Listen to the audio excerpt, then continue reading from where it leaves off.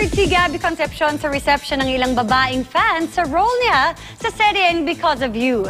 Si Gabby nag-share din ng tips sa mga lalaki kung paano mas gagawing espesyal ang inyong Valentine's date. Makichika kay Larson Siago. Kapag nasa labas si Gabby Concepcion, tinatawag siya ng mga tao na Boss Yummy. Ito kasi ang bansag sa kanyang karakter na si Jaime sa Because of You.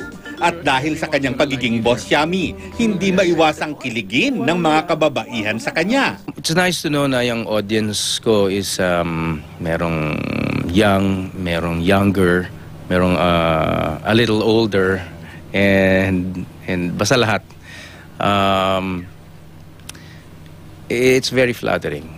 And like I said before, nung dumating ako, I have nothing to complain about and everything to be thankful for. Ngayon, interesado na naman ang fans ni Gabby kung ano ang gagawin niya sa Valentine's.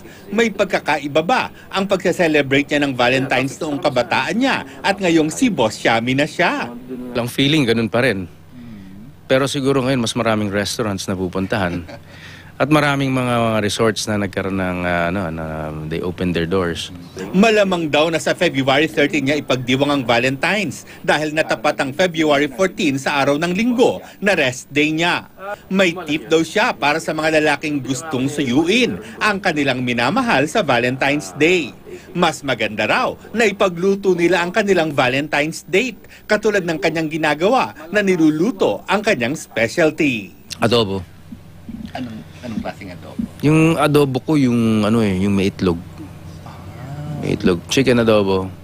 Meron ding adobong may toyo, pero masarap din yung puting adobo. Pwede rin, pero mahilig ako sa spaghetti. So, medyo hindi ko alam kung tambe. Pwede naman kombinasyon yun eh. Kasi yung sauce ng adobo, pwede mo ilagay sa spaghetti eh. Yung adobo spaghetti. Or Santiago, updated sa showbiz happening.